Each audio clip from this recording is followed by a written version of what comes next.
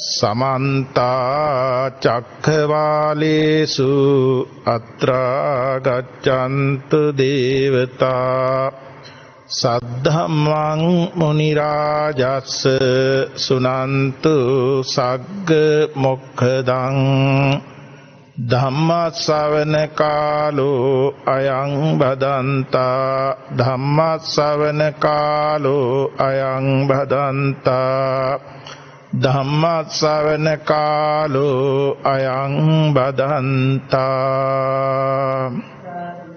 नमो तस्स भगवतो अरहतो सम्मा सम्बुද්දස්ස नमो तस्स भगवतो अरहतो सम्मा सम्बुද්දස්ස नमो तस्स भगवतो अरहतो सम्मा सम्बुද්දස්ස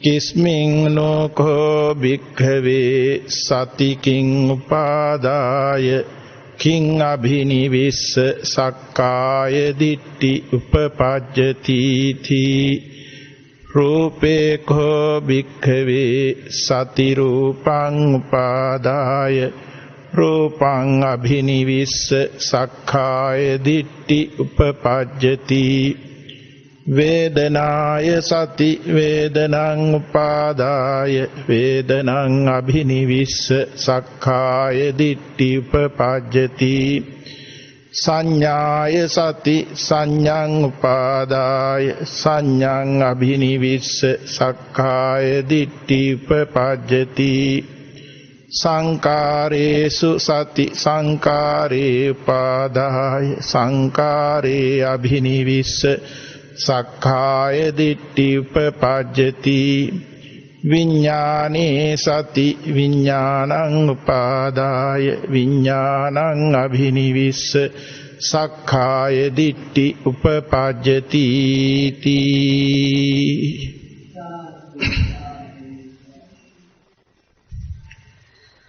श्रद्धा संपन्न कारुणिक पिंगमात्नी लोतुरा බුදු පියාණන් වහන්සේ වදාළ ධර්මයේ ශ්‍රවණය කරලා තමයි ප්‍රථමයෙන්ම මේ ශාසනයෙහි කොණ්ඩඤ්ඤ හාමුදුරන් වහන්සේ සෝවාන් ඵලයේ සාක්ෂාත් කරමින් ආර්ය ශ්‍රාවක භාවයට පත් වුණේ.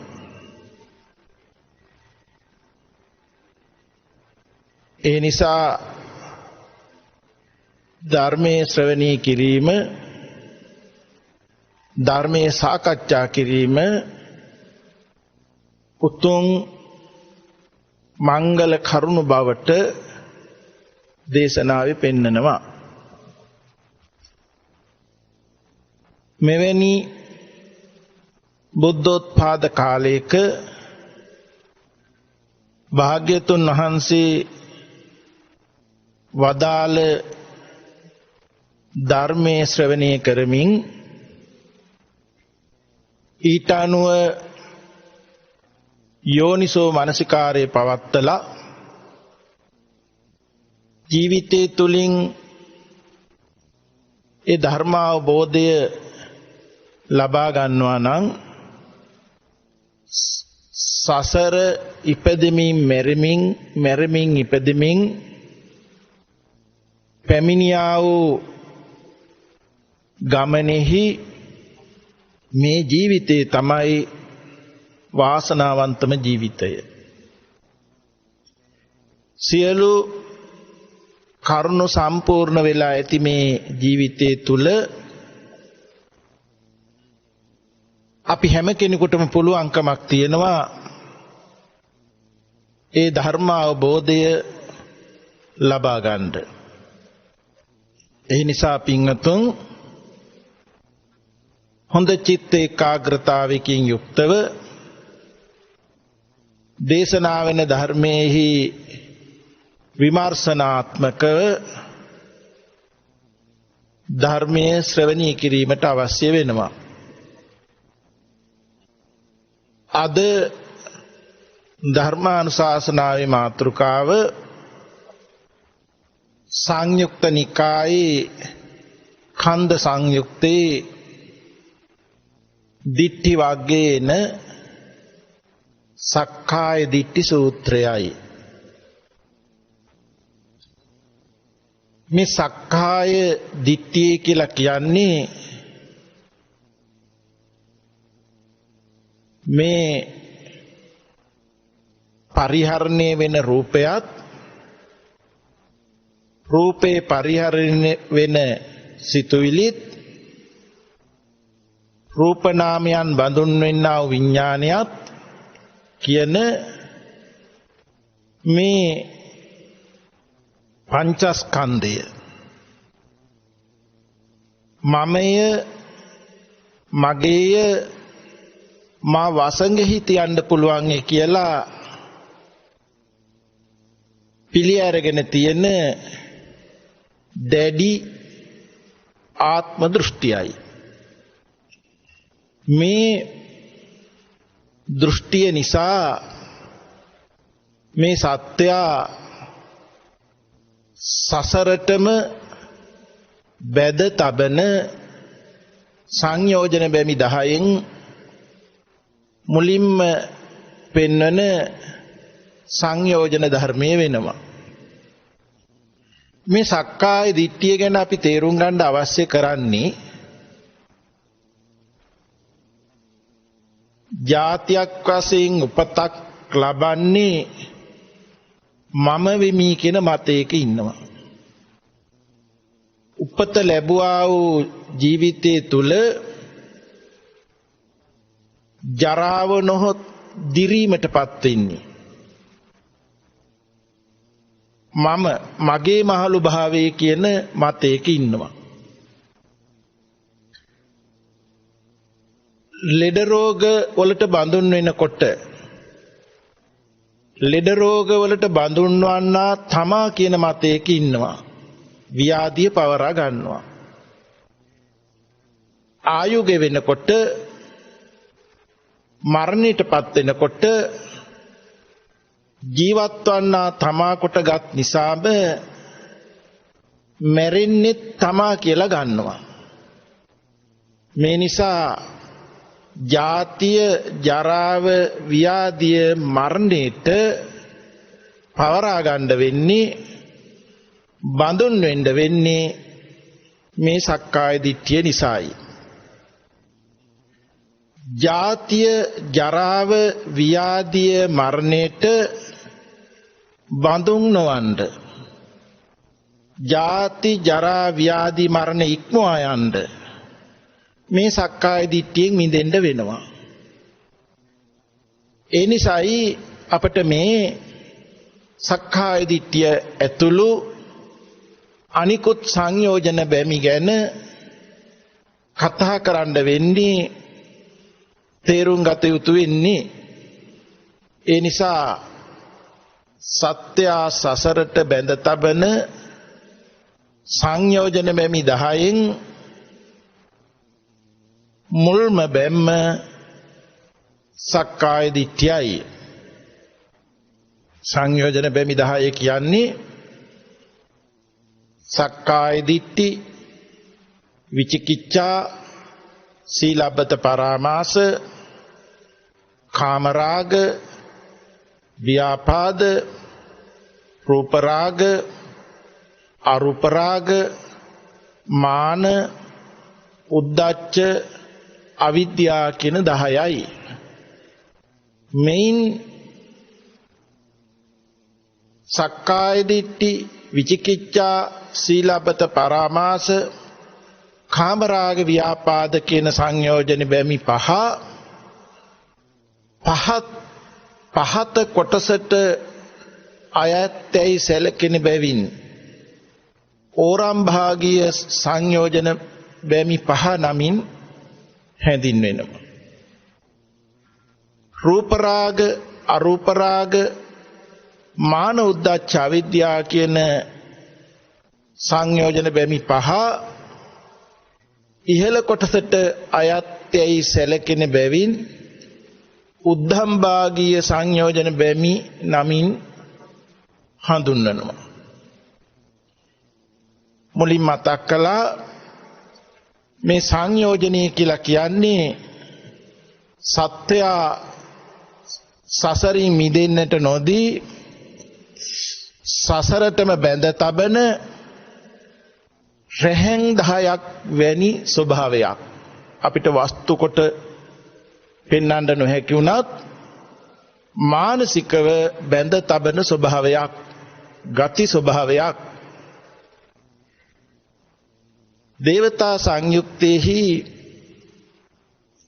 පෙන්නනවා සංයුක්ත නිකාය දේවතාවෙක් භාග්‍යවතුන් වහන්සේ වෙත පැමිණිලා ප්‍රකාශයක් කරනවා සත්‍යාවිය ඕමට්ඨෝ දහ්‍යමානෝ මත්තකේ කාමරාග පහනාය සතෝ බික්ඛු පරිබ්බජේ සතකින් පහර ලද්දෙකු මෙන්ද හිස දැවෙන්නෙකු මෙන්ද මහණතෙමේ කාමරාගය ප්‍රහාණය පිණිස පහ කිරීම පිණිස සිහි ඇතිව වෙසෙන්නේය. භාග්‍යතුන් වහන්සේ වදාරනවා සත්‍යාවිය ඕමට්ටෝ දහ්‍යමානෝ මත්තකේ සක්කාය දිට්ඨි පහනාය සතෝ බික්ඛු පරිබ්බජේ සතකින් පහර ලද්දෙකු මෙන්ද හිස දැවෙන්නෙකු මෙන්ද මහණතෙමේ සක්කාය දිට්ඨි ප්‍රහාණය පිණිස සිහි ඇතිව වෙසෙන්නේය. මේ අදහස අපි බැලුවොත් දේවතාව ප්‍රකාශ කළේ කාමරාගේ ප්‍රහාණය පිණිස සිහි ඇතිව වෙසෙන්නේ කියන අදහසයි. සතකින් පහර ලද්දෙකු මෙන්ද හිස දැවෙන්නෙකු මෙන්ද කියලා කියන්නේ ආයුධයකින් පහරක් ලැබෙනකොට හිස ගිනිගත් කලක පළවෙනි කාරණේ වෙන්නේ ඒ වළක්වා ගැනීමයි නිවා ගැනීමයි. ඒ නිසා කාමරාගය දුරු කිරීම පිණිස සිහියෙන් යුක්තව වෙසෙන්නේය. නමුත් භාග්‍යවතුන් වහන්සේ මෙතනදී වදාළේ සක්කාය දිට්ඨි ප්‍රහාණය පිණිස සිහිය ඇතුව වෙසෙන්නේය. ඒ මොකද සක්කාය දිට්ඨිය ඇතුව මමය මගේය මා වසඟෙහි පවත්තන්න පුළුවන් කියන මතය ඇතුව කාමරාගේ ප්‍රහ කරන්න බෑ. දැන් සංයෝජන බැමි දිහා බැලුවත් කාමරාගේ පෙන්නලා තියෙන්නේ 4 වෙනි සංයෝජනෙට. සක්කාය දිට්ඨියයි මුල්ම සංයෝජන බැම්ම. සක්කාය දිට්ඨිය ඇතුව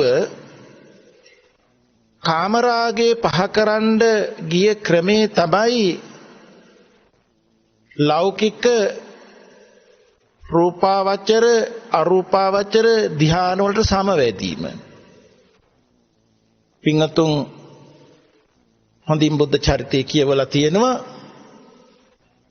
පින්වතුන්ට මතක ඇති මහබෝසතාණන් වහන්සේ ගිහි ගෙයින් නික්මිලා මුලින්ම ආධ්‍යාත්මික අවබෝධයේ පිණිස ගුරුවරුන් සොයා වැඩිය ගමනේදී එදා ධ්‍යානලාභීන් වශයෙන් සැලකුණු ආලාරකාලාම උද්දකරාම පුත්‍ර වෙත පැමිණුණා.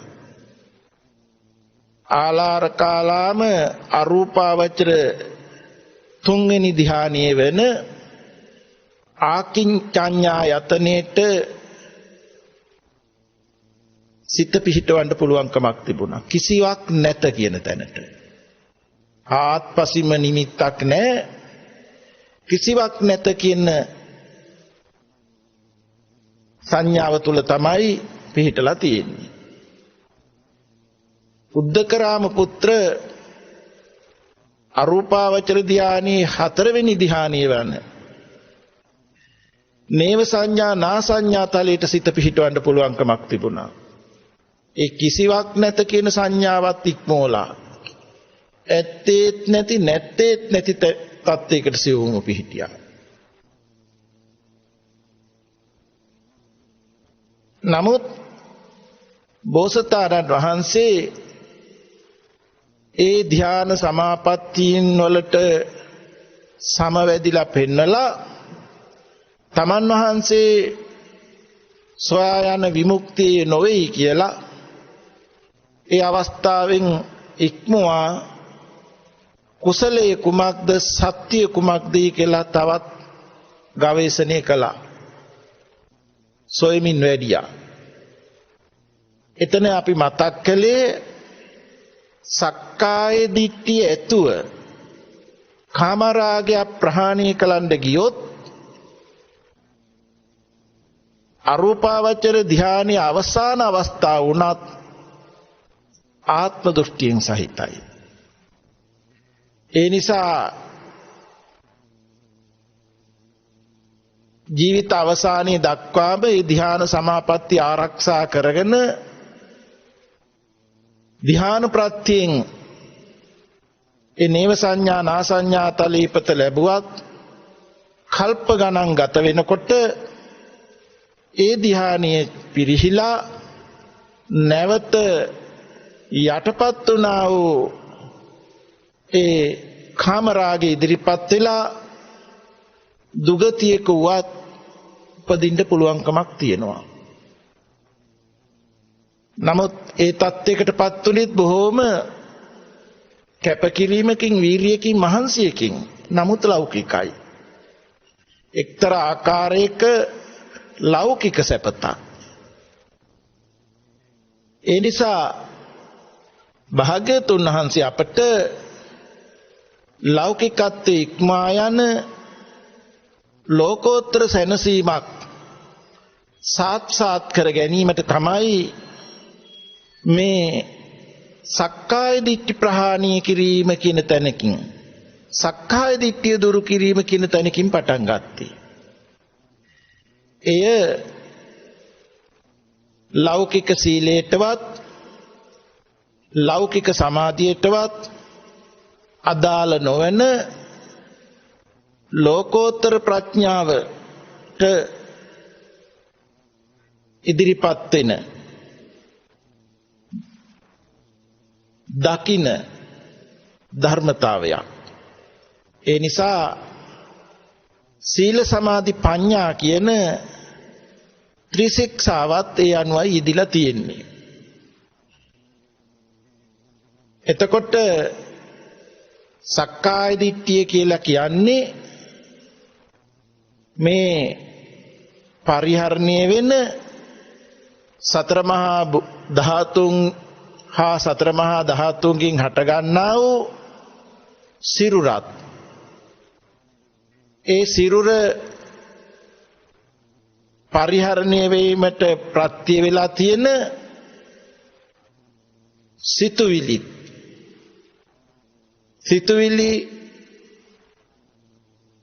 දැනගන්නා වූ සිතත් මමය මගේය මා වසඟෙහි තැබිය හැකිය කියන දැඩි මතයට පත් වී සිටීමයි මේ සක්කාය දිට්ඨිය කියන්නේ. ඒ වඩාත් විස්තර වෙනකොට රූප වේදනා සංඥා සංඛාර විඥාන කියන පංචස්කන්ධය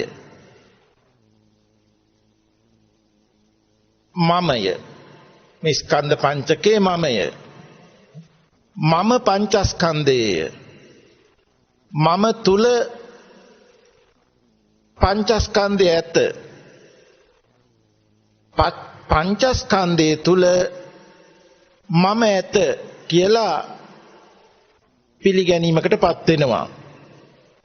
ඒ නිසා තමයි අර මුලින් මතක් කරපු ඉපදීම මහලු වීම ලෙඩවීම මරණය ඉක්ම නොයා ඒම පවරාගෙන ඒටම කොටු වී බඳුන් වී සිටින්නේ. ඒ නිසා අපි මේ සක්කාය දිට්ඨිය ගැන භාග්‍යවතුන් වහන්සේ පැහැදිලි කළ අපි මාතෘකා කරගත්ත සක්කාය දිට්ඨි සූත්‍ර ධර්මයේහි භාග්‍යවතුන් වහන්සේ වදාළ ආකාරය අපි බලමු. කිස්මින් නූකෝ භික්ඛවේ සතිකින් උපාදාය කිං අබිනිවිස්ස සක්කාය දිට්ඨි උපපජ්ජති.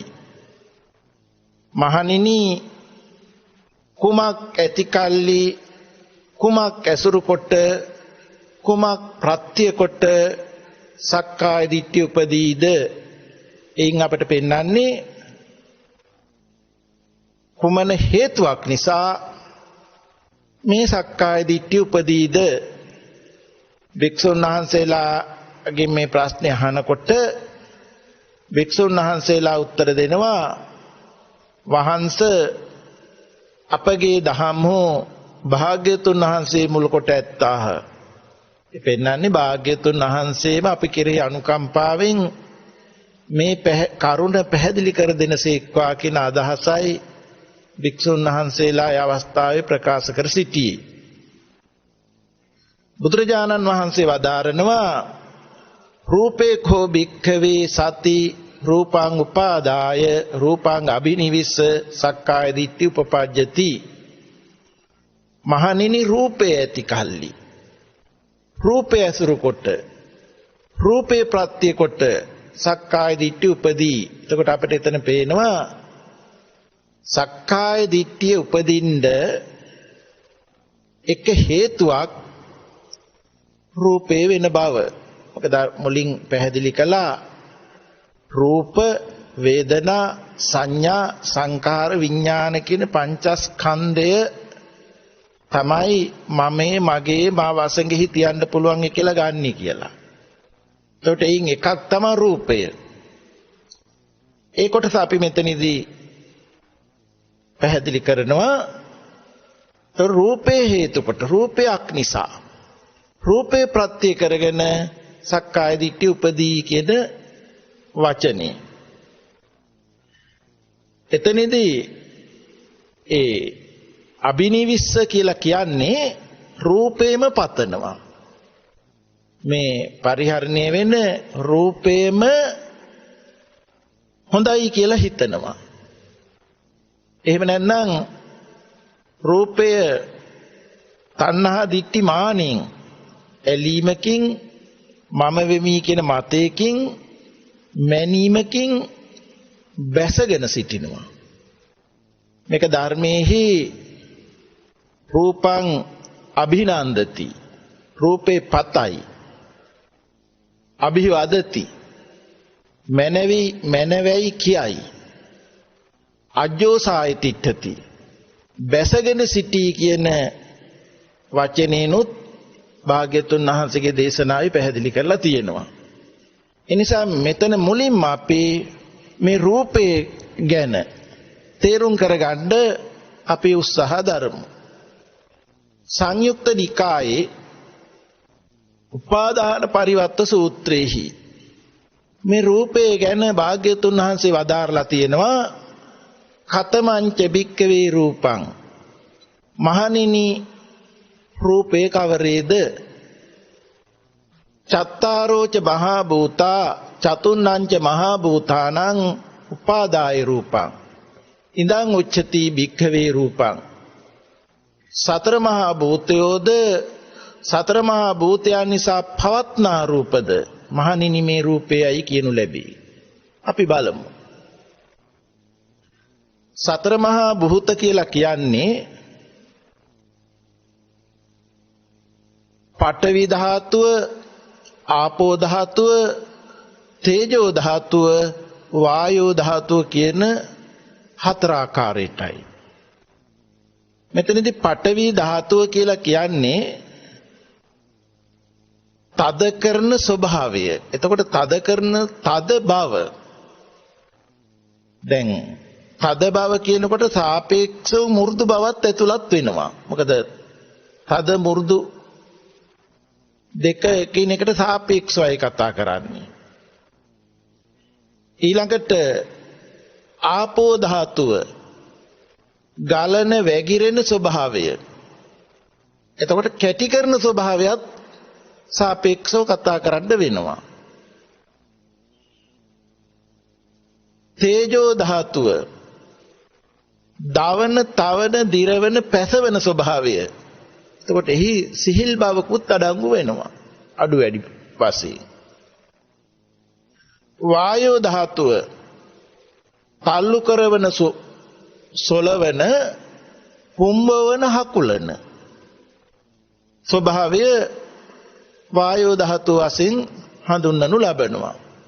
අපි මෙහෙම බලමු. දැන් මේ පඨවි ධාතුවට මහ පොළව උදාහරණයක් වශයෙන් දක්වනවා. එහෙම නැත්නම් මේ මේසයක්, පුටුවක් උදාහරණ වශයෙන් දක්වනවා. දැන් ශරීරය ගැන කතා කරනකොට කේස්, ලෝම, නියදත්, සම්මාස්නහරයට මේ විදිහට තද කරන කොටස් 20 පෙන්නනවා. තවදුරටත් අපි හිතුවොත් මේ පොළවේ පස් ටිකක් ඇඟිලි තුඩු දෙකට පිරිමැදලා පිඹලා හරිනවා කියලා හිතන්න. එතකොට කොච්චර සියුම්ද? පෙනෙන්නේ නැහැ. විසුරුණා. දැන් ඒ අතිසූක්ෂම නොපෙනෙන සියුම් ස්වභාවයේ කෙරෙහි නුවණින් බලන්න පුළුවන්.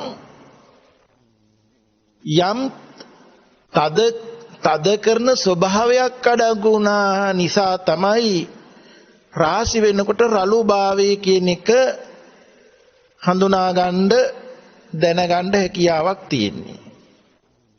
එතකොට මේ පඨවි කියන ස්වභාවය ද්‍රව්‍යයක් වශයෙන් බලන්නේ නැතුව එක්තරා හැකියාවකින් වෙන ක්‍රියාවක් විදිහට, තද ගතියක් විදිහට අපි තෝරා ගන්න ඕනේ. ඒකයි මේ පඨවි ධාතු කියලා කියන්නේ. නැත්නම් භූත කියලා කියන්නේ. ඒ තද කරන ස්වභාවය වස්තුවක් වශයෙන් පෙන්වන්න පුළුවන් කමක් නැහැ. ඊළඟට ආපෝ ධාතු උදාහරණයක් වශයෙන් දක්වනවා වතුර. හැබැයි උදාහරණයක්. යම් මට්ටමකට තේරුම් ගන්න. වතුර බින්දුවක් මේසයක් මත තියලා ඇඟිල්ලෙන් පිරිමැද්දොත් වාෂ්ප ස්වභාවයට යනවා. දැන් පේන්නේ නැහැ. නමුත් නුවණින් බලන්න පුළුවන් ඒ ස්වභාවයේ තුල එක්තරා ගලන, වැగిරෙන ක්‍රියාකාරීත්වයක් වෙච්ච නිසා, කැටි කරන ක්‍රියාකාරීත්වයක් නිසා තමයි එක රාශි වෙනකොට, රළු වෙනකොට, ඝනත්වය වැඩි වෙනකොට, එතකොට ඝන ස්වභාවයට එනකොට අර වැగిරෙන ස්වභාවය පෙන්눔 කළේ. ඊළඟට තේජෝ ධාතුව. තේජෝ ධාතුව කියලා කියනකොට දවන, තවන, දිරවන, පැසවන ස්වභාවය කියලා පැහැදිලි කරන්නේ. අපි එක වචනයක් ගමු, දවනකම. පහනක් පත්තු කරලා ඇඟිල්ල පහන් දැල්ල වෙත ගෙනිච්චොත් පහන් දැල්ලට කිට්ටු වෙන්නකොට දැල්ලෙම ඇඟිල්ල ගැටෙන්න ඕනේ නැහැ. ඊට මෙහැදී දවන ගතියක් දැනෙනවා. එතකොට අර දවන ගතිය යම් ප්‍රදේශයක් පුරා පැතිරිලා තියෙනවා නොපෙනුනාට. අර පහන් දැල්ල ළඟදී ඒක එකතු වෙලා වැඩි ඝනතාවයක් දෙනවා. එහෙනම් මේ දවන ගතිය කියලා කියන්නේ එක්තරා ක්‍රියා ස්වභාවයක්. වායෝ ධාතුව තල්ලු කරවන, සොලවන, පුම්බවන, හකුලවන කියන එක නම් අපිට තේරුම් ගන්න පහසුයි. ඒ කියන්නේ දැන් කුණු රොඩු ටිකක් කැරකි ඉහළ යනකොට අපි කියනවා හුළඟ කියලා. නමුත් අපි හුළඟ නෙමෙයි දැක්කේ. හුළඟට අහුවෙලා තියෙන කාරණයයි මේ ලකුණක් වශයෙන් දැනගත්තේ. සිතුවිලි හිතින්. හුළඟ දැක්කේ නෑ. ගහක අත්තක් එහාට මෙහාට ක්‍රියා වෙනකොට හුළඟ කියලා හිතනවා. කොඩියක් සෙල වෙනකොට හුළඟ කියලා හිතනවා. නමුත් ඒ හුළඟින්ට එකතු වෙලා තියෙන කරුණ සිතුවිලි හිතට ලකුණක් වශයෙන් දැක්කා. ඒකෙන් අපි දන්නවා මෙතන යම් බලයක් ක්‍රියාත්මකයි කියලා. එතකොට එහෙමනම් දැන් මේ පඨවි ආපෝ තේජෝ වායෝ කියන ස්වභාව හතර එක්තරා ධාතුවේ දරණාර්ථයේ ක්‍රියාකාරී හතරක්. මේ හතර අපි හතර සැරයකට කතා කළාට එකිනෙකට වෙන් කළ නොහැකි අවිනිබ්බෝගික ස්වභාවයක් කියලා තමයි පෙන්නලා තියෙන්නේ. කියන්නේ අර තද කරන තැනත් වැగిරෙන ස්වභාවය, දවන ස්වභාවය, ක්‍රියාකාරී ස්වභාවය ඇතුළත් ප්‍රකට නැහැ. වැగిරෙන වතුර ගත්තත් වැగిරෙන ස්වභාවය බලවත් වුණාට තද ගතිය, දවන ගතිය, ක්‍රියා ගතිය ඇතුළත් ප්‍රකට නැහැ. මේ විදිහට බලනකොට මේ සිරුර ඇතුළු මේ හටගෙන ඇති සියල්ලක්ම සතර මහා ධාතු හා සතර මහා ධාතුයෙන් හටගත් ස්වභාවයවල්. ඒවා එකිනෙකක් වෙනස් වෙලා තියෙන්නේ අනුපාත වෙනස්. පඨවි ආපෝ තේජෝ වායෝ කියන හතරේ අනුපාත වෙනස්. ඒ නිසා ඒවා විවිධ වර්ණ, ගන්ධ, රස, ගුණ වශයෙන් කතා කරන්න වෙනවා. ඒ නිසා අපි තේරුම් ගන්න ඕනේ අවසාන සුද්ධාෂ්ටකයේ කියන අවස්ථාව කතා කරනකොටත් පඨවි ආපෝ තේජෝ වායෝ වර්ණ ගන්ධ රස ඕජා කියලා කතා කරන්නේ ඒ නිසායි. ඒ නිසා මේ හටගත් ස්වභාවයක් හට ගන්නවා නම් නැසෙන ස්වභාවයත් එහිමයි.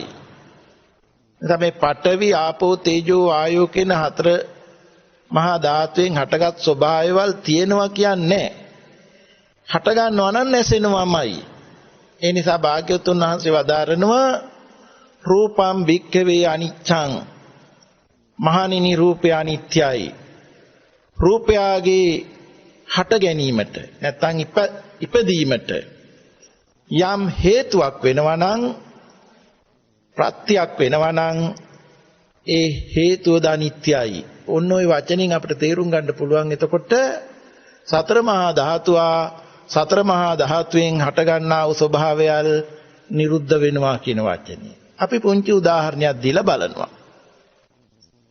පින්වතුන්ට හොඳට පැහැදිලි ගාථා ධර්මයක් තමයි මේ මල් පූජා කරන ගාථා ධර්මයේ. පුප්පං මිලායාති යතහා ඉදම්මේ කායෝ තතහා යාති විනාශ භාවං. අපි මොහොතක් හිතමු අපිට අවශ්‍ය තැන පස වතුර හිරු එළිය හුළඟ. අර මුලින් මතක් කරපු විදිහට සිවුම බලන්න පඨවි ආපෝ තේජෝ ආයෝ. ඒ දේවල් සංයෝග වෙලා නොපැවතෙනකොට නව ඵලයක් ඇති කරවීමේ හැකියාවක් වෙනවා. ඒ නව ඵලයට අපි කියන්නේ පිපුණු මල. පස පිපුණු මල නෙමෙයි, වතුර පිපුණු මල නෙමෙයි, සූර්ය තාපයේ පිපුණු මල නෙමෙයි, වාතයේ පිපුණු මල නෙමෙයි. මේ හතර සංයෝග වෙලා නිරුද්ධ වෙනකොට නැසෙනකොට නව ඵලයක් ඇති කරවන්න හේතුවක් වෙනවා. ඒ හේතුවේ ඵලය තමයි පිපුණු මල කියලා විවාහාර කරන්නේ. දැන් ඒ විවාහාරයට අයිති ඒ හටගත් ස්වභාවයේද සනිකව නැසෙනවා සනිකව උපදිනවා සනිකව උපදිනවා සනිකව උපදිනවා. අපි ඒකට කියමුකෝ සනික මරණ කියන වචනේ. යම් තැනකදී ඒ හට ගැනීම නැසීම වෙනකොට නවාකාර ඵලයක් නවාකාර සංයෝගයක් උපදින්න හේතුවක් වෙනවා. ඒකට විවාහාරය කරන වචනේ තමයි පරවිච්චි මල. පිපුණු මල පර වුණා නිමි. පිපුණු මල නැසුණා. පිපුණු මල නැසීම හේතුවක් වෙනවා නව ආකාරයක් හටගන්න. ඒකයි මේ අනිත්‍ය කියන වචනේ කතා කරනකොට අපිට පැහැදිලි වෙන්නේ. දැන් පිපුණු මල අතීතෙන් ආවේ නැහැ. පිපුණු මලක් අනාගතයට ගියෙත් නැහැ. පිපුණු මල කියන ස්වභාවය පෙර නොතිබීම හේතුවක් නිසා හටගෙන නිරුද්ධ වුණා. ඒ නිසා තමයි රූපය ගැන විස්තර කරනකොට අහුත්වා සම්භූතං හුත්වාන භවිස්සති. පෙර නොතිබීම හටගෙන ඉතිරි නැතුව නිරුද්ධ වෙයි කියන්නේ. ඉතිරි නැතුව නිරුද්ධ වෙයි කියන්නේ අර හටගත් ඵලයේ නිරුද්ධ වුණා කියන එකයි. නමුත් හටගත් එකක් නැසෙන්නේම නව ඵලයක් ඇති කරවන්න හේතුවක් වෙලයි. හේතුව පැහැදිලිකම නිසා කිසිවක් නැත කියලා උච්ඡේද වෙන්නෙත් නැහැ. හේතුව නිසා හටගත් ස්වභාවයක් හින්දා යමක් ඇත කියලා සාස්වත වෙන්නෙත් නැහැ. උච්ඡේදත් නොවි කිසිවක් ඇත කියන මතයටත් නොයා කිසිවක් නැත කියන මතයටත් නොයා කිසිවක් ඇත කියන මතයටත් නොයා හේතුවක් නිසා හටගෙන නිරුද්ධ වීම කියන ස්වභාවය අපි මේ රූපය ගැන පැහැදිලි වෙන්න ඕනේ.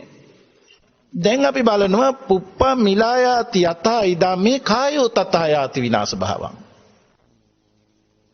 එක උපමා කරගෙන මේ කය ගැන බලනවා. කය ගැන බලනකොට ඒත් පඨවි ආපෝ තේජෝ වායෝ කියන හතරේ නැසීම නිසානේ ගෙඩි මල් පළතුරු ආදී දේවල් හටගන්නේ. ඒ ගෙඩි මල් පළතුරු ආදීනේ ආහාර වෙන්නේ. දැන් මාංශයන් ආහාර ගත්තා කිව්වට මාංශ ආහාරය ඒ සත්තු කෑවෙත් ගෙඩි මල් පළතුරුනේ. එතකොට ඒ දේවල් ආහාරයට ගන්නකොට දත් වලින් හැපිලා කටේ කෙලත් එක්ක මිශ්‍ර වෙලා අන්ත පරිද්දකටපත් වෙලා අනිත්‍ය වෙලා ඕජාවක් වශයෙන් ආමාශගත වෙනවා. ඒ දේවල් ආය හමු වෙන්නේ නැහනේ. ඒ දේවල් නැසුණා. ඒ දේවල් නැසෙනකොට ඒ නැසීමමයි අන් පරිද්දකින් හට ගැනීම. එකින් එකකට ගියා නෙමෙයි. ඊළඟට ඒ ඕජාවේ තෙතට උස්නේ ලැබෙනකොට උස්නේ කොහෙන්ද ලබා දුන්නු ආහාරය ජීර්ණය වෙලා ලේ දහතේ අතිසූක්ෂම තත්යකට එනකොට මේ ආස්වාස වාතයත් එක්ක පෙනහැල්ලේදී සංයෝග වෙලා වස්තු රූපය හරහා පැතිරෙනකොට උණුසුමක් ශක්තියක් ඇති වෙනවා. මේ ආස්වාස වාතෙන් ලේ ධාතුව දවමින් මේ උණුසුම අර ආමාශ ඕජාවේ ආහාර ඕජාවේ තෙතට වදිනකොට උණුසුමට පවතින්න බෑ. තෙතින්ද ආපෝ ධාතුවේ තෙතින්ද තේජෝ ධාතුවට පවතින්න බෑ. තේජෝ ධාතුවට පවතින්න බෑ ආපෝ ගතිය නිසා. හට ගන්නවා වායෝ ධාතුව. ක්‍රියා ස්වභාවය. ඒ ක්‍රියා ස්වභාවයෙන් අර ආමාශගත ඕජාව පෙරලෙනවා. ඒකට දේශනාවේ වචනයක් තියෙනවා කොට්ටාස වාතය කියලා. දැන් අන්ත්‍ර දිගේ තල්ලු වෙනකොට ඒ ඕජාවේ රස ධාතුව උරනවා ලේ ධාතුවට. එතකොට එකක් එකකට යනවා කියන්නේ එකක් නැසිලා තව ආකාරයක් හට ගන්නවා. ඒ ලේ ධාතුව අංගමංගානුසාරී වාතෙන් තල්ලු කරවෙනවා. එතකොට අංග ප්‍රත්‍යවල ක්‍රියා කරන වාතෙන් තල්ලු කරනකොට අර මුලින් සඳහන් කරපු විදිහට කේස් ලොම් නිය දත් සම්මස්නහර ඇට මිඳුළු වකුගඩු හෘද මාංශ අක්මාව දලඹු අතුණු බහම් පැසුණු වාර නොපැසුණු වාර හිස් මොලේ කියලා තද ගතියට බර කොටස් 20ක් හැදෙනවා. පිත සෙම සැරවලේ දහඩිය මේද තෙල කඳුළු උරුණු තෙල කෙල සොටු සඳ මිදුළු මුත්‍රා කියලා ගලන වැగిරෙන ස්වභාවයට බර කොටස් 12ක් හැදෙනවා. වායෝ ධාතුවේ ක්‍රියාව තේජෝ ධාතු උපකාරුණා මේ ස්වභාවය සිද්ධ වෙන්න. එතකොට එහෙනම් සිරුර කියලා කියන්නේ පඨවි ආපෝ තේජෝ වායෝ කියන සතර මහා ධාතුවෙන් හටගත් ස්වභාවයක්. ආහාර නැසීමේ හේතුව නිසා තමයි ආස්වාස වාතේ නැසීමේ හේතුවේ ඵල විදියට තමයි මේ කොටස් හැදුනේ. ඊළඟට ඒ ඇති වෙන කොටස්ද නැසීම නිසා තමයි පස් හැදෙන්නේ. සිරුර පස් තුනා නෙමෙයි. සිරුර නැසුණා. හටගත්තා වගේම නැසුණා. නමුත් නව සංයෝගයක් ඇති වෙන්න හේතුවක් වෙනවා. ඒ හේතු ඇති වෙන ඵලයට කතා කරන්නේ පස් කියන නම. දැන් පස් නැති වෙලා ආයි ගෙඩි මල් පළතුරු හටගනි. නමුත් කලින් පස් නෙමෙයි. කලින් ගෙඩි මල් පළතුරු නෙමෙයි. ඒ විදිහට බලනකොටත් අතීතයක් පසුුනේ නැහැ. අනාගතයට යන්නේ නැහැ. වර්තමානයයි කියන ස්වභාවය හටගෙන නිරුද්ධ වෙනවා කියන එක අපි තේරුම් ගන්න ඕනේ. ඒ නිසා භාග්‍යතුන් වහන්සේ අපට වදාරනවා මහණෙනි රූපය අනිත්‍යයි. ඒතකොට මේ අනිත්‍යයි කියලා කියන්නේ යමක් තිබිලා නැති වෙනවා කියන එක නෙමෙයි. නව හේතුවක් නිසා නව ඵලයක් ඇති වෙනවා. හේතුවකින් ඵලයක් ඇති වෙනවා නම් තියෙන්න විදිහක්ම නැහැ. දෙක හටගත්ත දෙයක්. හටගත්ත දේ නිරුද්ධ වෙනවා. ඒ නිසා අපිට මේක තවත් පැහැදිලිව භාග්‍යතුන් වහන්සේ වදාරනවා සංයුක්ත නිකායේ පළවෙනි අතීත අනාගත සූත්‍ර ධර්මයේ. මහණෙනි අතීත අනාගත රූපේ අනිත්‍යයි. දැන් අපි පැහැදිලි කළා. අනාගතේ හටගත්තත් නොහටගත්තට හටගත්තත් අනිත්‍යයි. අතීතය අනිත්‍යමයි. පවත්නා රූපය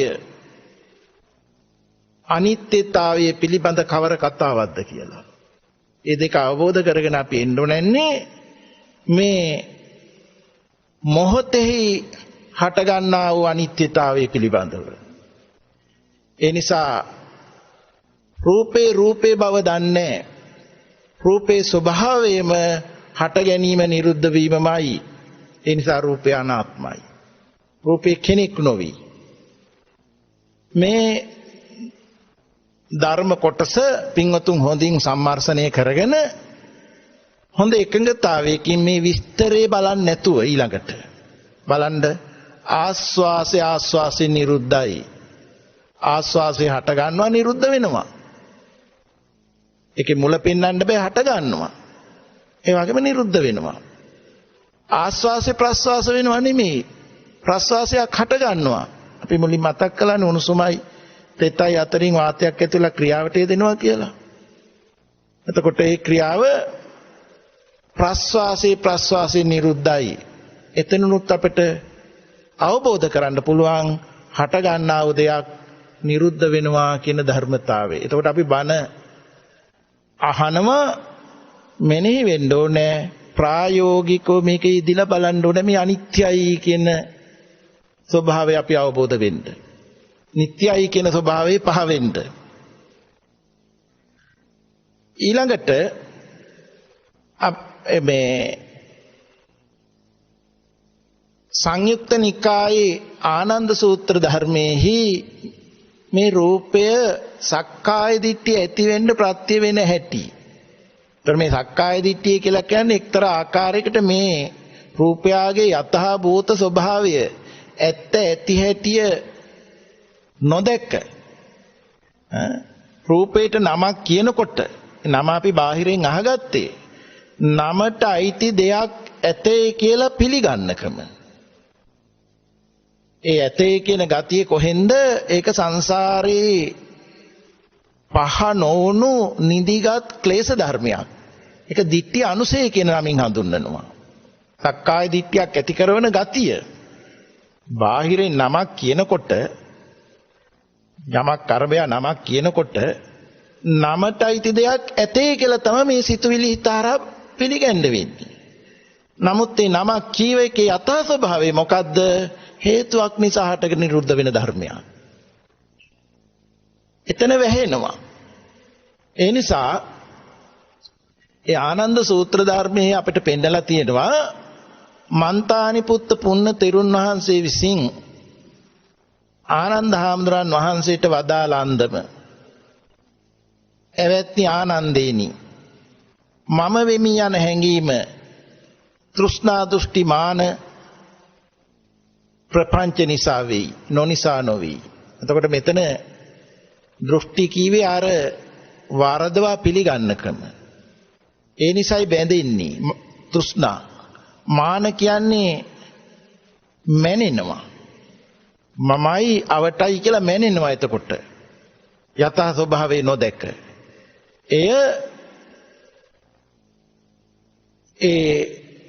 මම වෙමි යන හැඟීම තෘෂ්ණා දෘෂ්ටි මාන නිසා වෙයි නොනිසා නොවේ.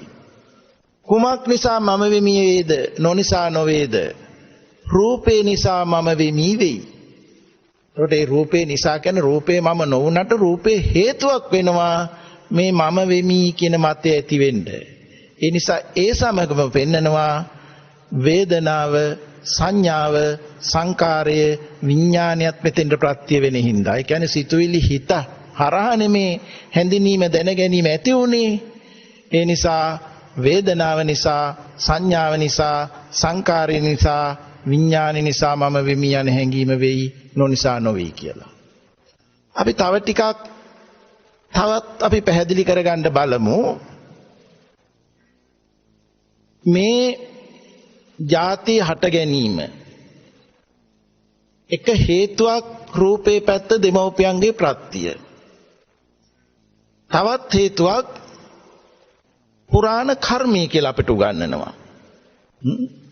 චක්කුම් භික්කවේ පුරාණං කම්මං අபிසංකතං අபிසංචේතිතං වේදනියං දට්ඨබ්බං. මහණෙනි මේ ඇස පුරාණ කර්මය හේතුවක් කරගෙන කර්මය හේතුවක් කොටගෙන සකස් වෙච්චි චේතනාව විසින් පිළියෙල වෙච්චි වේදනාවට වස්තුවක් විදිහට දත යුතුයි කියලා. ඇස විතරක් නෙමෙයි. ඇස කන දිව නාසය ශරීරේ මනස. එතකොට දෙමව්පියන්ගේ ප්‍රත්‍යයෙන් පුරාණ කර්මයෙන් ඒ කියන්නේ බලන්න අහන්න විඳින්න මෙනෙහි වෙන්න තියෙන අවශ්‍යතාවය පහ නොවුණු ගතිය. ඕනෑම කෙනෙක් ජීවිතේ කෙලවර වෙන්නේ ජීවත් වෙච්ච ආකාරයට නැවත පවත්තන්න තියෙන ගතිය අවසන් වෙලා නෙමෙයිනේ. ඒ භව ගතිය පහවි නොවේ. නිසා භවපච්චා ජාති. මෙන්න මේ පුරාණ කර්මයේ ප්‍රත්‍ය කරගෙනයි මේ ජාතියක් වශයෙන් මේ ස්කන්ධ පංචකය හටගත්තේ. කන්ධානම් පාතු භාවෝ ස්කන්ධ පංචකයේ හට ගැනීමක් වුණා, පහළ වීමක් වුණා. ආයතනානම් පටිලාභෝ ආයතනයි ලැබීමක් වුණා. මේ විදිහටයි හටගත්තේ. ඒ නිසා මේ මව් කුසේ අවස්ථාවේ මව් ගන්න ආස්වාස වාතයේ ආහාරය උදව් කරගෙන දිර දිර යන රූපාංශු අලුත් වෙනවා. ඇහැට කනට දිවට නාසයට ශරීරයට හදවතට අදාළ රූපාංශු නැසෙන එකට වඩා අලුතින් හැදෙනවා. ඒ හදවතේ අපිට අපේ තේරවාදී සම්ප්‍රදාය අපට උගන්වන්නේ මේ හදවත් කුවරය තුල දොඹ ඇටයක් විතර සිදුරක් තියෙනවා. එහි අඩපතක් ප්‍රමණ ලේ ධාතුව ගැවසෙනවා. ඒ ලේ ධාතුව ඇසුරේ සිත පහළ වෙනවා කියන එක. හැබැයි ඒක මේ අඩපතක් කියන්නේ මේ දැන් මේ වැඩුණු අවස්ථාවකට. නමුත් අපි තේරුම් ගන්න ඕනේ ලේ ධාතුව ඇසුරේ කීවට අර වාතයයි ලේ ධාතුවේ අතිසූක්ෂම තත්ත්වයයි දෙක සංයෝග වෙන යම් බලයක් ශක්තියක් ඇසුරේ මේ සිත පහළ වෙන්නේ. ශක්තිය උපකාරයි හිතක් පහළ වෙන්න. ඒ උණුසුම ශක්තිය සිඳුනොත් හිතක් පහළ වෙන්න බෑ. එතන මේ අර කුඩා අවස්ථාවෙත් අම්මගෙන් ආස්වාස වාතයේ ලේ ධාතුව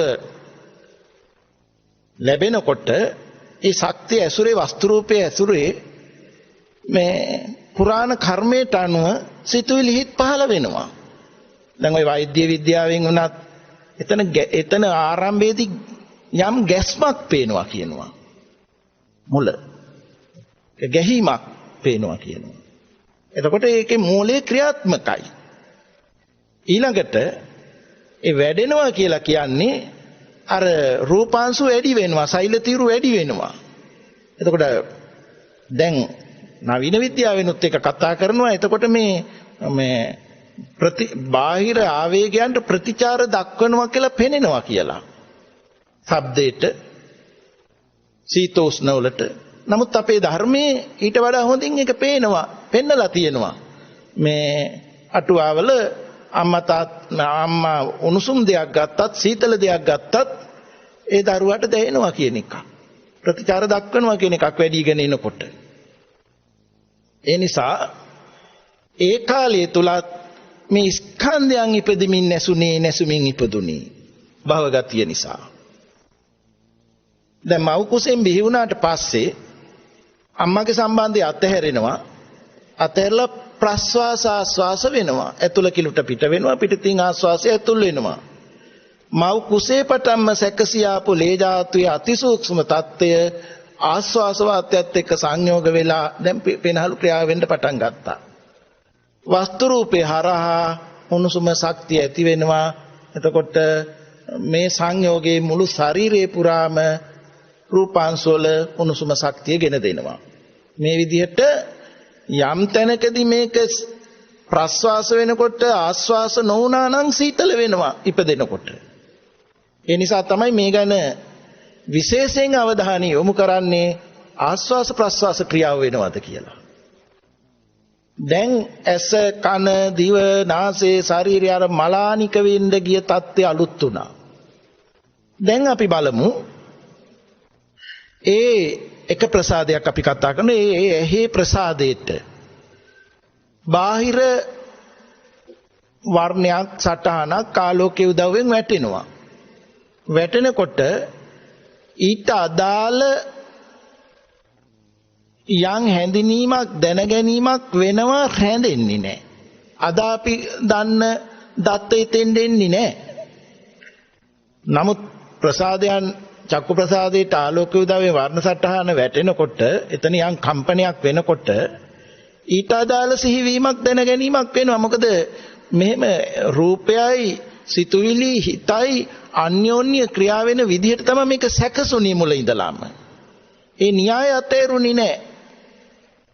ඒ නිසා දැනගැනීමක් වෙනවා, දැනගැනීම රැඳෙන්නේ නැහැ. ශබ්දය ඇහිමක් වෙනවා, රැඳෙන්නේ නැහැ. ගන්ධේ රස ස්පර්ශේ විඳීමක් වෙනවා, රැඳෙන්නේ නැහැ. ආන් ඒ වෙලාවේ බලන්න අද ඔය තියෙන අනුකරණය වෙලා තියෙන කිසිවක් ඒ අවස්ථාවට අදාළ නැහැ. බොහෝ විට කුඩා බිලින්දා නින්දට බරයි. නින්දෙදි ගැස්සෙනවා. නින්දෙදි සතුටු වෙනවා. එහෙනම් මනසත් භව හේතුව නිසා පහළ වෙන ධම්ම මානසිකාර සිතුවිලි මනෝ විඥාන ඇති වෙවි නිරුද්ධ වෙනවා. එතෙන්ද බර වැඩි. පංචේන්ද්‍රයන්ට තව බර අඩුයි. තව සක්කාය දිට්ඨිය මම වෙමි යන හැඟීම ප්‍රකටව නැහැ බාහිර වශයෙන්. තවත් ජීවිතේ ටිකක් මෙහාට ගත වෙනකොට යම් විදිහකින් අනුකරණය වෙන දෙමව්පියෝ අනුකරණයක් කරලා දෙනවා. මොකද අනුකරණයක් කරලා දුන්නේ නැත්නම් తాවකාලික ජීවිතයක් පවත්වන්න විදිහක් නැහැ. ඒ නිසා අනුකරණය වෙනකොට අර දෙමව්පියෝ කළ කී දේවල් හෙමින් කෙරෙන්න පටන් ගන්නවා. ඒත් තවම මම කරනවා කියන මතයක් තවම මතු පිට පෙනෙන්න නැහැ. මේක වැඩිදුරටත් පින්වතුන්ට අධ්‍යයනය කරන්න ඕනේ නම් මජ්ක්‍ධිම නිකායේ සමන මණ්ඩිකා සූත්‍රයේ දෙස බලන්න. ඒ සමන මණ්ඩිකා සූත්‍රයේ භාග්‍යතුන් වහන්සේ වදාරලා තියෙනවා බාලව උඩුකුරු ලදරු හට තමන්ගේ අනුන්ගේ යන කාය විඥානයක් නොවේයි. කයින් කෙසේ පව්කම් කරන්නේද? ස්පන්දන මාත්‍රයක් පමණි කියලා. ඊළඟට ලදරු කුමරු හට මිත්‍යා සම්‍යක් ભેද ඇති වචනයකුදු නොවේයි. හැඬීම පමණක් මිස කොයින් ලාමක වචන කියන්නේද? ලදරු කුමරු හට මිත්‍යා සම්‍යක් ભેද ඇති සංකල්පනාද නොවේයි. හැඬීම් සිනාසී මාත්‍රයක් මිස කොයින් ලාමක සංකල්පයන් කරන්නේද? ලදරු කුමරු හට මිත්‍යා සම්‍යක් ભેද ඇති ආජීවයද නොවේයි. මවගේ තන කිරි මිස කොයින් ලාමක ආජීවය කරන්නේද? එතකොට මෙතන පෙන්වන්නේ අපි ඔය අද අකුසල් කියන ස්වභාවයක් එතන තිබුණේ නැහැ මේ ජීවිතේ වශයෙන් කියන එක. නමුත් අමතක කරන්න එපා මනෝ විඥානයේ පහළ වෙන ස්වභාවයේදී పూర్ව ගතිය තෙන්ද සංග්‍රහ වීමක් වෙනවා. හරියට නිින්ද ගිහින් ඇහැරෙනකොට මොකවත් දන්නේ නැහැ වාගේ. මේ ජීවිතේට කාරණයක් අරගෙන තිබුණේ නැහැ. ක්‍රමෙන් තමයි අනුකරණය වෙන්නේ. එතකොට අවිද්වාණ්ඩි උගන්වනවා, වචන උච්චාරණය කරන්න උගන්වනවා, ආහාරයක් නිවැරදිව ගන්න ආකාරයක් උගන්වනවා, ශරීරය පිරිසුදු කරගන්න උගන්වනවා. ඒ දේවල් භාවිතා වෙච්ච දේවල් ක්‍රියා වෙනවා අවස්ථානුකූලව. මේ ආස්වාස් වාතේ ලේ ධාතු දෙක සංයෝග වෙන ශක්තිය උණුසුම උදව් කරගෙන කියන්නේ රූප ධර්මයේ උදව් කරගෙන අර භාවිතා වෙච්ච අවස්ථානුකූලව සිහි වෙලා ක්‍රියා වෙනවා. ඒ තවම මම ක්‍රියා කරනවා කියන මතයට තව ඇවිල්ලා නැහැ. දැන් කුඩා දරුවෙක් අවුරුදු 2ක 3ක දරුවෙක් විදේශයකට ගිහින් හදාගත්තොත් මේ රටේ ඔක්කොම හැලෙනවා. ඒ භාවිතා කරපු දේවල් අතහැරෙනවා. ඒ මොකද භාවිතා කළාට තව සක්කාය දිට්ඨියට තෘෂ්ණා දෘෂ්ටිමාන වලට හරියට එකතු වෙලා නැති බවක් බාහිරේ පේනවා. එහෙම වයසක් ගත වුණා. දැන් තවත් ජීවිතේ ටිකක් මෙහාට ගත වෙනකොට හරියටම අර ක්‍රියාවල් කෙරීගෙන යනකොට ක්‍රියා කරන්නෙක් ඉන්නවා, පවරා ගන්නෙක් ඉන්නවා. ඒ පවරා ගන්නා වූ ස්වභාවයට අර්ථ ගන්නවන වචනේ තමයි මම. එතකොට මේ මම කියන එක ඉදිරිපත් උනේ නම් අනුකරණේ හින්දාම නෙමෙයි. අනවබෝධ ගතිය, දිට්ඨි අනුසය සැඟවි තියෙනවා. ඒ දිට්ඨි අනුසයට පරිඋත්තාන වීතික්කමන වෙන්න, ඒ කියන්නේ යාට නැගිටින්න ක්‍රියා වෙන්න වෙලාව ආවා. එතකොට අර අනුකරණීය කියන දත්තයන් එකතුව තමයි ක්‍රියා වෙන්නේ. ඒ නිසා අද තත්ත්වේ බලන්න.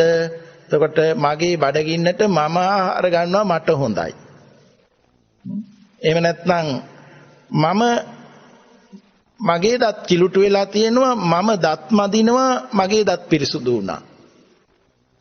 මම රූප බලනවා, මම ශබ්ද අහනවා, මම ගන්ධ ලබනවා, මම රස ලබනවා, මම ස්පර්ශ ලබනවා. මගේ අතීතේ මං කල්පනා කරනවා, මමගේ අනාගතේ මං සැලසුම් කරනවා, මගේ වර්තමානය ගැන මම පිළිගන්නවා. මෙන්න මේ විදිහට මේ මමත්වයේ කියන මතයකට කොටු වුණා, මමත්වයක් පවරා ගැනීමක් වුණා කියන එක අපිට හොඳට තේරුම් ගන්න ඕනේ. මේ සක්කාය දිට්ඨියට ඉදිරිපත් වෙච්ච ආකාරයේ ප්‍රායෝගිකව මෙතන මුළුමනින්ම රූපයත් සිතුවිලිත් හිතත් හේතු ප්‍රත්‍යයෙන් හටගෙන නිරුද්ධ වෙනවා කියන ධර්මතාවයක් මෙතන ඉදිරිපත් උනේ නැහැ. ඒ ගැන අනවබෝධයක්මයි තියෙන්නේ. එතකොට සක්කාය දිට්ඨියමයි වැඩ කරන්නේ. අන්තිම ජීවිත අවසානයේ ගත වෙන්නේ සක්කාය දිට්ඨියමයි. සක්කාය දිට්ඨියමයි උපදින්නේ. ටිකක් කාලයක් අර ඉන්ද්‍රිය මෝරාගෙන එනකන් ඒක නිකන් නොපෙනුණා වාගේ ස්වභාවයක් පැවතුණා. ඒක හොඳට අපි තේරුම් ගන්න. හරියට කියනවා නම් වී ඇටයක් පැලවෙන්න දාපුවාම ඒ වී ඇටි පැලවෙලා ගොයන් ගහක් හැදෙනවා නෙලන වයසට විතර. ගොයන් නෙලන වයසේ ගොයන් ගහක් හැදෙනවා. වී කරල පේන්න නැහැ. නමුත් වී කරලක් ඇති කරන හැකියාව ඕකේ මෝරනවා. පේන්න නැති වුණාට. දැන් කරල ඇති වුණාට පස්සේ කරලත් මෝරනවා ගහත් මෝරනවා. ගහ පිදුරු ගහට යනවා. කරලින්ද ආයෙ ගොයම් පැලයක් හැදෙනවනේ. ඒ වාගේ పూర్ව කර්මයේ අර වී ඇටි වාගේ ඉපදුනා. ඉපදුනාට පස්සේ නෙළුම් ගොයන් ගහක් වයසට එනකන් වී කරල පේන්න නැතුවා වාගේ මම කියන හැඟීම පේන්නේ නැහැ. නමුත් හිමින් මෝර ආපු හැටි මම මතක් කිරුවේ. දැන් ගහ පීදුනා වාගේ අනුකරණය වෙනකොට සක්කාය දිට්ඨිය එකතු වුණා.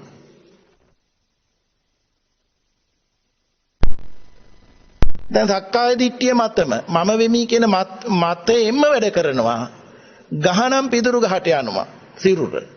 ඒ ශක්තිය උදව් කරගෙන තමයි මේ මතේ තහවුරු වෙන්නේ. නමුත් කරලින්ද ආයෙ ගොයම් පැල වියටින් ආයෙ ගොයම් පැලයක් හැදෙනවා වගේ ආයෙත් මේ දෘෂ්ටිය නිසා නැවත නැවතත් හට ගැනීම වෙනවා. ඒක තමයි పూర్ව කර්මය කියලා මතක් කරේ එක සංයෝජනයක් ගැන. මෙන්න මේ විදිහට අපි තේරුම් ගන්න ඕනේ මේ සක්කාය දිට්ඨිය ගැන. එතකොට චූල වේදාල සූත්‍රයේ ධම්මදින්නා රහත් මෙහෙණින් වහන්සේ විසාකතුමා උපාසකතුමා අතර ඇතිවෙච්ච සාකච්ඡාවකදී ධම්මදින්නා රහත් මෙහෙණින් වහන්සේගෙන් ප්‍රශ්නයක් අහනවා විසාක උපාසකතුමා. ආර්යාවනි කෙසේනම් සක්කාය දිට්ඨිය ඇති වේද? එවත් විසාකේනි මෙලව ආර්යයන් නොදක්නා ආර්ය ධර්මයේ අදක්ෂ ආර්ය ධර්මයේ නොහික්මුණු බුද්ධ ආදී සත්පුරුෂින් නොදක්නා සත්පුරුෂ ධර්මයේ අදක්ෂ සත්පුරුෂ ධර්මයේ නොහික්මුණු අසෘතවත් පෘථග්ජනයා. ඒ සත්පුරුෂයන් වහන්සේලාගේ ධර්මය අහලා නැති පෘථග්ජන හිත රූපං අත්තතෝ සමනුපස්සති රූපේ මම වශයෙන් දකි.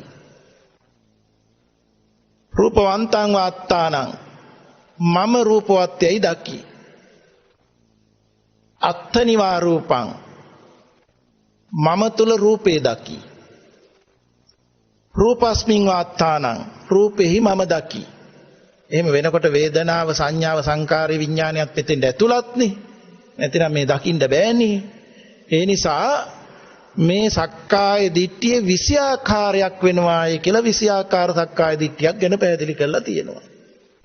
අර මුලින් වැරදිච්ච වැරදීම බලන්න කොයිතරම් දෘෂ්ටි වශයෙන් ග්‍රහණය වෙනවද කියලා, ඊළඟට ජාති ජරා ව්‍යාධි මරණයන් පවරගෙන තියෙනවද කියලා යත අවබෝධය නැතිකම හින්දා එයාපට පටිසම්භිදා මග්ග ප්‍රකරණී ආත්මානු දෘෂ්ටිය කියන තැන පෙන්නනවා හොඳ විස්තරයක් මේ සක්කාය දිට්ඨිය ගැන. කතං රූපං අත්තතෝ සමනුපස්සති කෙසේ රූපේ මම වශයෙන් දකීද? මේ මම කියන වචනේට ආත්ම කියන වචනයත් යොදන්න පුළුවන්. මේ අවස්ථාවේ හැටියට අපි මම කියන වචනේ යොදනවා. මෙලව ඇතමේ රූපය මම වශයෙන් දකි.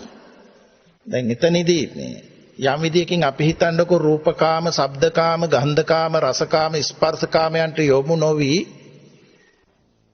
කසින භාවනාවක් වඩනවා කියලා, ආලෝක කසිනේ වඩනවා කියලා. හාත්පසින්ම ආලෝක සංඥා විතරයි. නමුත් ආලෝක සංඥාව ආලෝක කසිනේ මම කොට අරන් තියෙනවා. එතන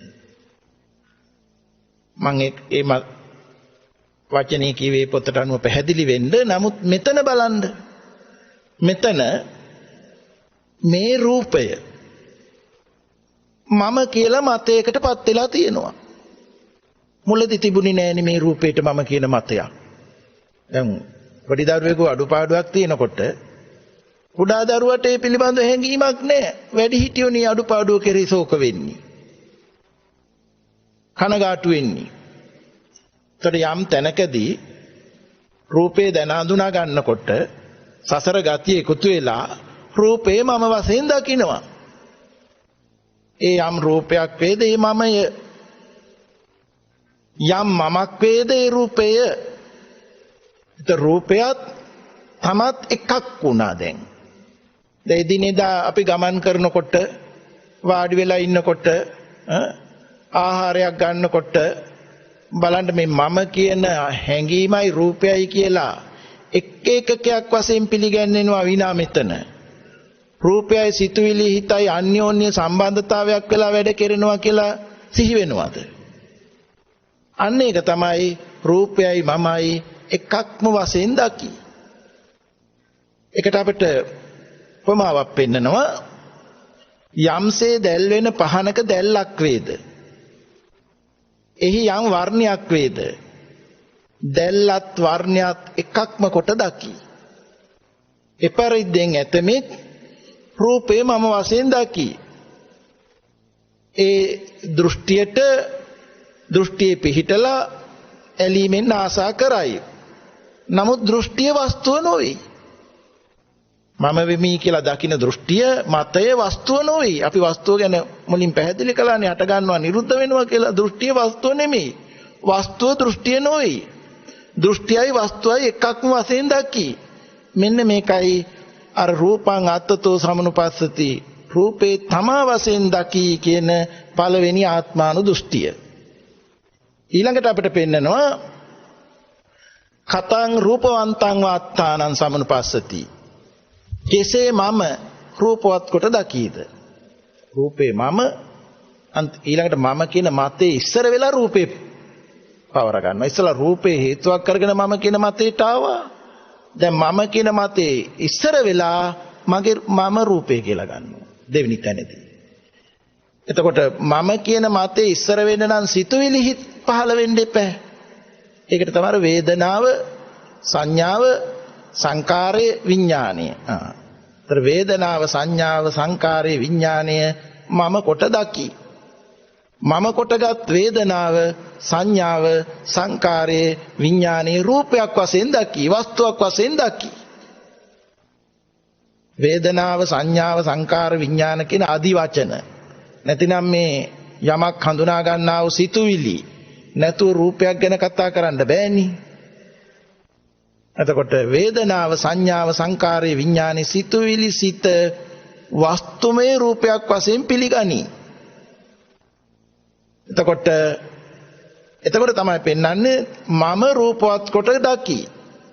උදාහරණයක් අපිට පෙන්නනවා, ප්‍රමාවක් පෙන්නනවා. උදාහරණයක් යන් සෙවණැල්ලක් ඇති ගසක් වේ නම් පුරුෂෙක් මෙසේ කියන්නේය, මේ ගසය, මේ සෙවණැල්ලය, මේ ගස සෙවණැල්ලෙන් ඡායාවත්ය. යම් විදියකින් ඡායාව ගස කොට හිතුවොත්, දැන් අපි කණ්ණාඩියෙන් ගිහිල්ලා මූණ බලනකොට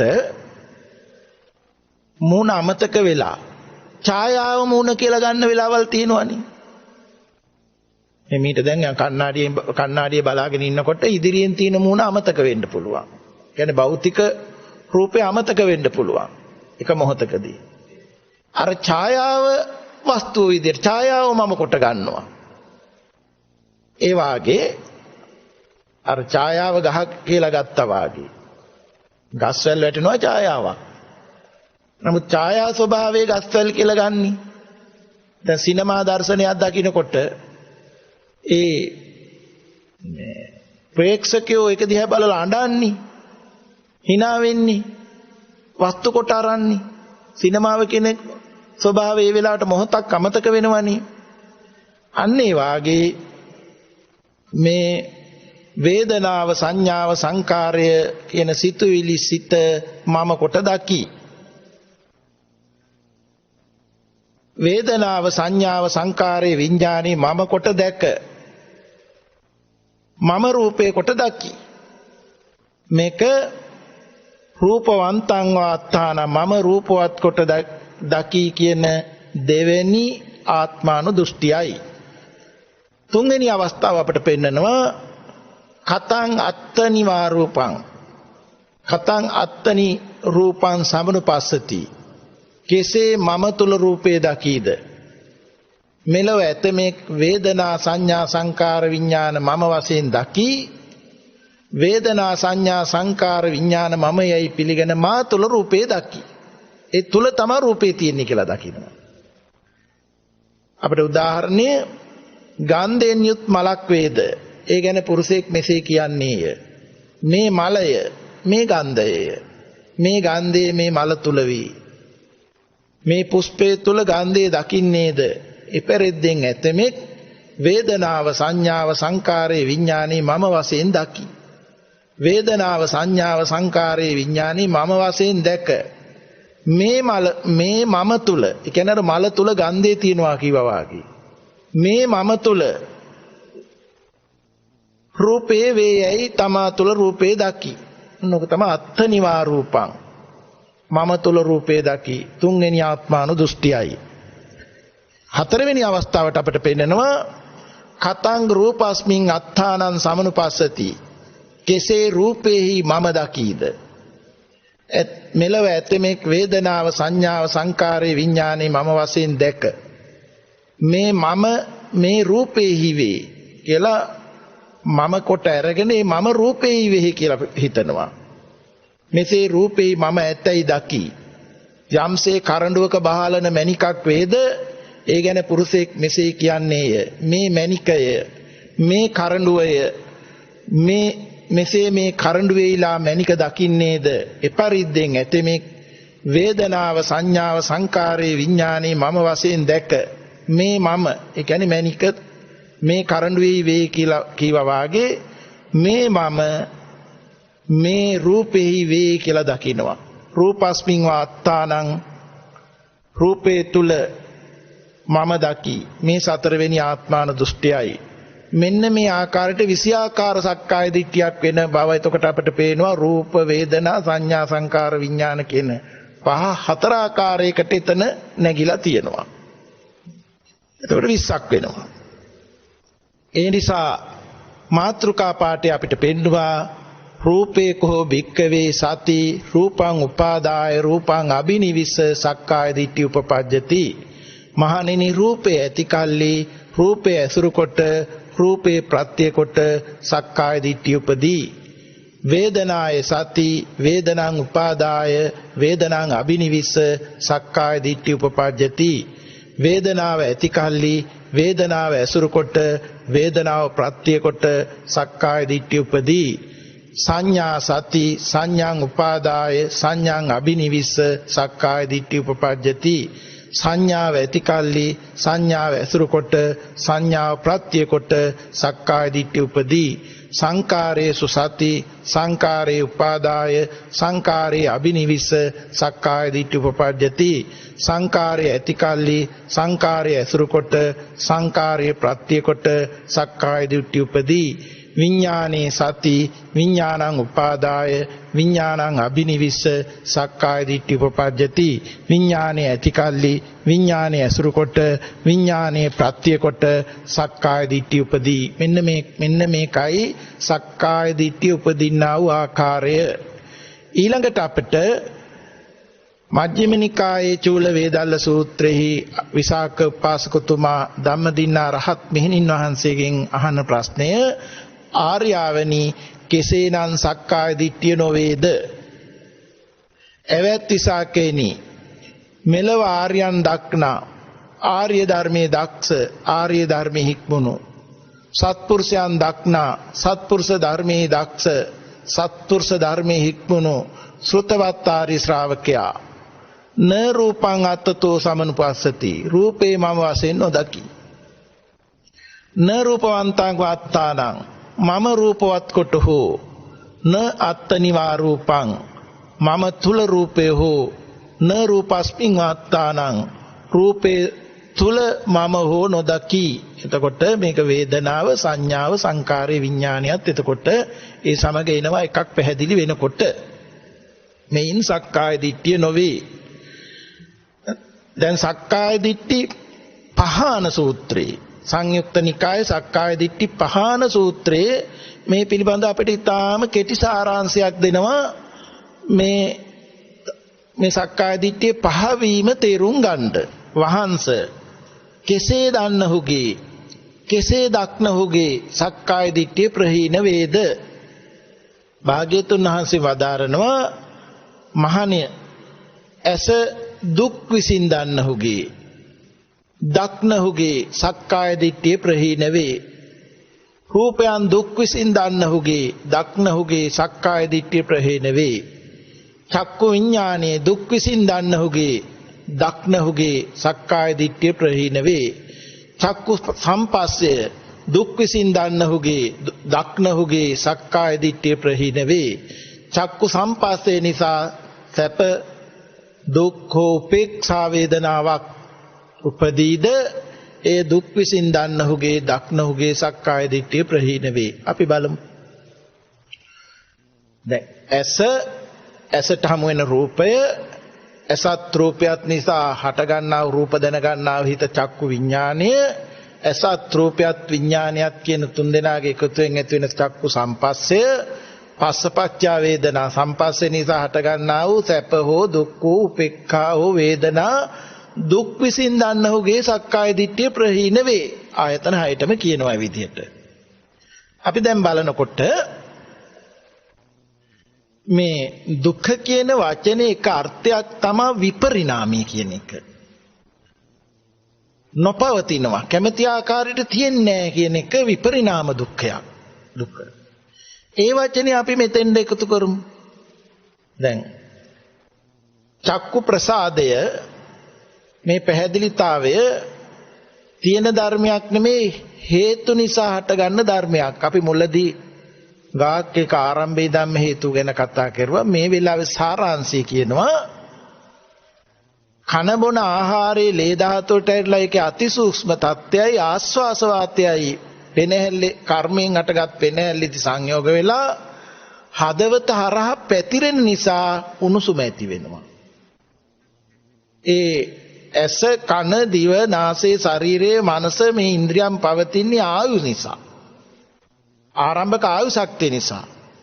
ආයු පවතින්නේ උණුසුම නිසා. උණුසුම පවතින්නේ ආයු නිසා. උණුසුම හටගන්න මේ ලේ ධාතුවයි ආස්වාස වාතය දෙක සංයෝග නොවි බෑ. ආහාර නොලැබුණොත් ආස්වාස නොලැබුණොත් සීතල වෙනවා. ඒකට ආයු නිසා පවතින මේ ප්‍රත්‍ය ඕනේ.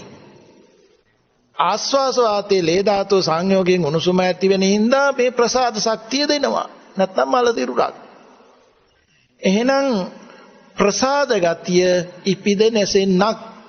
ඇයි ප්‍රස්වාස වීම ආස්වාස වීම ගැන බලනකොට ප්‍රසාදය ඇති වෙන නැති වෙන බව පැහැදිලි වෙනවා. ආහාර වැය වීම ආහාර අය වීම දිහා බලනකොට ප්‍රසාදය ඇති වෙන නැති වෙන බව පැහැදිලි වෙනවා. ආයු ගෙවීම ගැන හිතුවත් මේ ප්‍රසාද ශක්තිය ඇතිව නැති වෙන බව පැහැදිලි වෙනවා. එහෙම හිතන්න වෙනවා. මේ චක්කු ප්‍රසාදයට ඉදිරියෙන් වර්ණයක් හෝ සටහනක් හමු වෙනවා. පින්වතුන්ට මුලින් පැහැදිලි කළා පඨවි ආපෝ තේජෝ ආයෝ කියන සතර මා ධාතුවා සතර මා ධාතුවෙන් හට ගන්නා වූ සියල්ල අතීතත් නෙමේ අනාගතත් නෙමේ වර්තමාන තියෙනව නොවේ. හේතුවක් එදෙලා හටගෙන නිරුද්ධ වෙන බව පැහැදිලි කෙරුවා.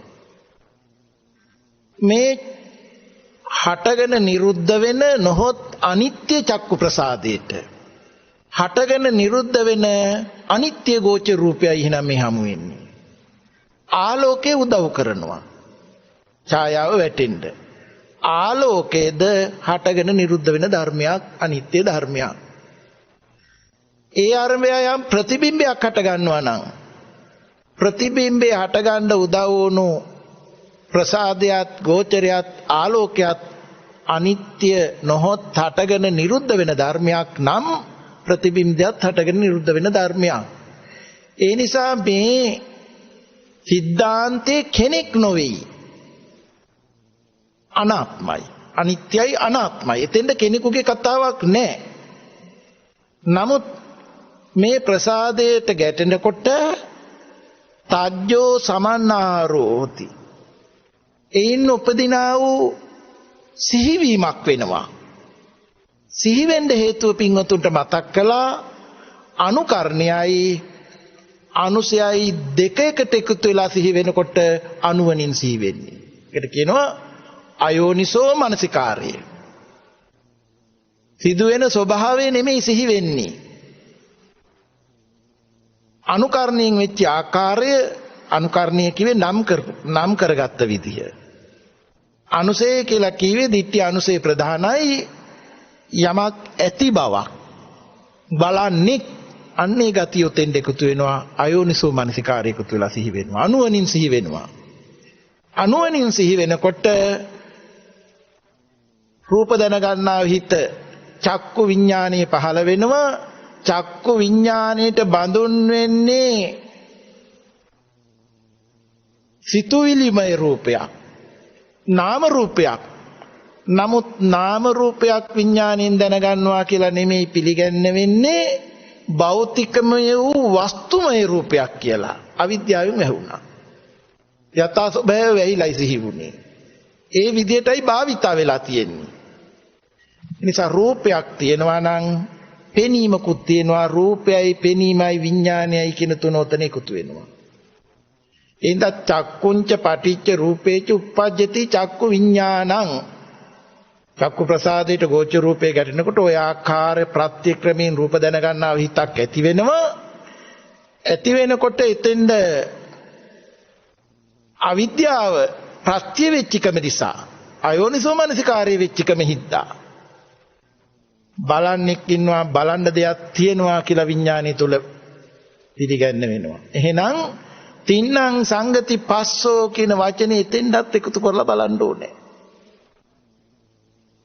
ප්‍රසාදේ ගෝචරේ අනිත්‍යයි අනාත්මයි රූපයක් බලන්නෙක් විඥානීය වස්තුමය ලෝකයක් බවට පත් උනේ මෙන්න මේ සසර ගති එකතු වෙලයි ඒකයි අයෝනිසෝ මනසිකාරී ප්‍රත්‍ය වුණා කිව්වේ තින්නම් සංගති පස්සෝ පස්සපච්චය වේදනා තිදෙනාගේ එකතු ස්පර්ශයයි ස්පර්ශ ප්‍රත්‍ය වේදනාවක් හට ගන්නවා එතකොට එහෙමනම් බලන්නා බලන්න දෙයක් තිබුණා නම් වේදනාවක් තියනවා විඳින්නෙක් ඉන්නවා කියලා පිළිගන්න වෙනවා ඒ වේදනාව සමග ඇතිවෙනා වූ ඒ ප්‍රත්‍යක්‍රමෙන් අවස්ථා තුනක් වෙනස් කරනවා සැප වේදනාව දුක් වේදනාව උපේක්ඛා වේදනාවයි කියලා එතකොට ඒ වේදනාවටත් අයිතිකාරයෙක් ඉන්නවා ඒ නිසා තමයි ධර්මයේ පැහැදිලිව පෙන්නන්නේ සැප වේදනාවට රාගානුසය එකතු වෙනවා දුක් වේදනාවට පටිඝානුසය එකතු වෙනවා උපේක්ඛා වේදනාවක් වුණත් විදර්ශනා උපේක්ඛාවක් නොවේ නම් ඔක මෝහය මේ උපේක්ඛාවට සම්මත උපේක්ඛාවට පත් වෙන්න ඉන්නවා එතන එඳ උපේක්ඛාවේ මෝහය වෙනවා විදර්ශනා උපේක්ෂාවක් නොවේ නම් ඒ නිසා දැන් සක්කාය දිට්ඨිය නොවන්න නම් ඇසේ අනිත්‍ය දැනගන්න ඕනේ රූපේ අනිත්‍ය දැනගන්න ඕනේ විඥානයේ අනිත්‍ය දැනගන්න ඕනේ. ඒතර තින්නම් සංගති පස්සෝ කියන එක පැහැදිලි වෙනවා ප්‍රත්‍යක්‍රමයක් මේ වෙන්නේ. පෙනීමයි පෙනෙන දෙයි විඥානයයි නාම ධර්මයක් මේ හිතකින් දැනගන්නේ. ඒට අදාළ වූ හේතු හටගෙන නිරුද්ධ වූ නිසාම පෙනීමයි පෙනෙන දෙයි විඥානයේ හටගෙන නිරුද්ධ වෙන ස්වභාවයටයි ති. වේදනාවත් නිරුද්ධ වෙන ස්වභාවයටයි ති. එහෙමනම් සැප දුක් උපේක්ෂාත් නිරුද්ධ වෙන ස්වභාවයටයි ති. වින්දනයක් වෙයි විඳින්න නැහැ. සක්කාය දිට්ඨිය ප්‍රහීන වෙනවා. සෝත ප්‍රසාදයට ශබ්ද කම්පණය හැපෙන අවකාශයේ උදව්වෙන්. සෝත ප්‍රසාදයේ ඇතිව නැති වෙන ධර්මයක්. කම්පනයත් ඇතිව නැති වෙන ධර්මයක්. අවකාශයේ උදව්වෙන් තමයි හැපෙන්නේ. අනිත්‍යයි. කෙනෙක් නොවේයි. මානසිකාරයේ අයෝනිසෝ වුණොත් අහන දේ කියලායි දැනගන්නේ. මට සද්ද ඇහෙනවා කියලා කියන්නේ බාහිර ලෝකයේ දේවල් ඇහෙනවා කියලායි අපි හිතන්නේ.